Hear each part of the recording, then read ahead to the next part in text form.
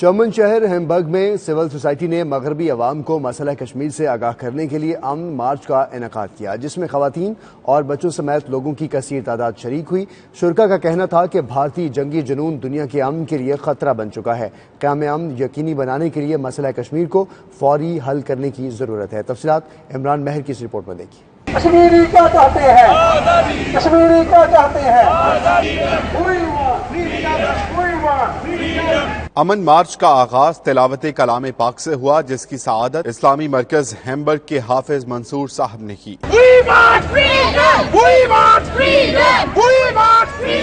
March Hamburg کے مرکزی بازار سے ہوتا ہوا شہر کے ٹاؤن ہال پر ختم ہوا۔ وہاں مختلف لوگوں نے جرمن زبان میں کشمیر کے بارے میں لوگوں کو آگاہی دی۔ اسلامی سینٹر ہیمبرگ کے مصری نیاد امام محمود نے نہتے کشمیریوں پر ڈھائے جانے والے بھارتی مظالم کا ذکر کرتے ہوئے کہا، اقوام متحدہ اپنی قراردادوں پر عمل درآمد یقینی بنا کر خطے میں دیر پا امن قائم کروائے۔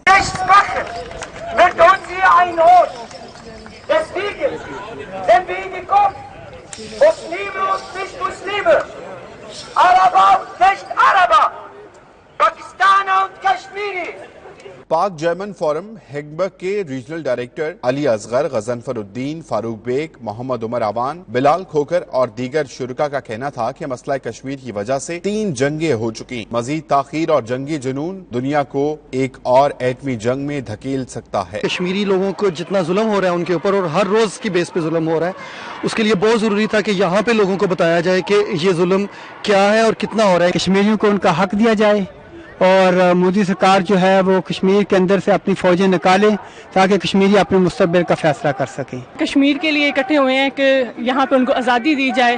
انڈیا ان پہ جو مظالم کر رہا ہے وہ ان کا حق ان کو ملا جائے، وہ آزادی چاہتے ہیں۔ اس کا مقصد ہم یورپین یونین کو بتانا چاہتے ہیں کہ کشمیریوں کے ساتھ جو ظلم و بربریت ہو رہی ہے اس کو اجاگر کیا جائے، اور ان کی آزادی کے لیے ہم ہر طرح سے کشمیری بھائیوں کے ساتھ ہیں۔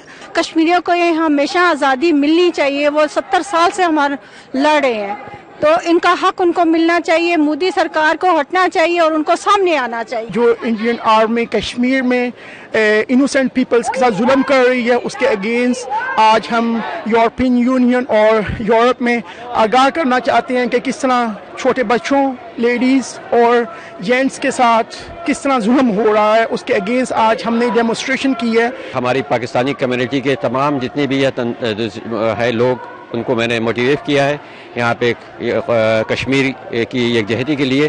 آج ہم یہ ڈیمونسٹریشن کر رہے ہیں، اور یہ ہم نے اسٹائنڈم سے شروع کر کے اور رات ہاؤس تک ہمیں جانا ہے۔ اپنا ڈیمونسٹریشن جو ہے ہم نے انشاءاللہ تعالیٰ پر ریکارڈ بھی کرانا ہے۔ تو ہم یہاں اکٹھے ہوئے ہیں کشمیر کے اندر جو پرابلم کریٹ ہو رہی ہے، اور سب سے پہلے یو این او نے جو فیصلہ کیا تھا اس کے اوپر عمل درآمد نہیں ہو رہا۔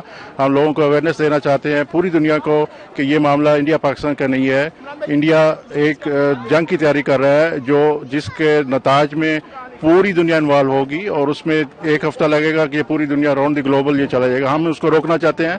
ہم یہ چاہتے ہیں کہ ہر حال میں وہاں پہ پیس ہو، ہماری ایکسیس ہو، میڈیا کو ایکسیس ہو، ہمیں پتہ چلے وہاں آبادی کتنی ہے، اور کشمیریوں کو تحفظ دیا جائے، ان کو یو این او کے ڈیسیژن کے مطابق ووٹ کرنے کی اجازت دی جائے۔ مارچ میں شامل خواتین نے بھی مردوں کے شانہ بشانہ بھرپور انداز میں مسئلہ کشمیر اجاگر کرنے میں اپنا کردار ادا کیا، حصہ لیا اور کشمیر میں امن قائم کرنے کی ضرورت پر زور دیا۔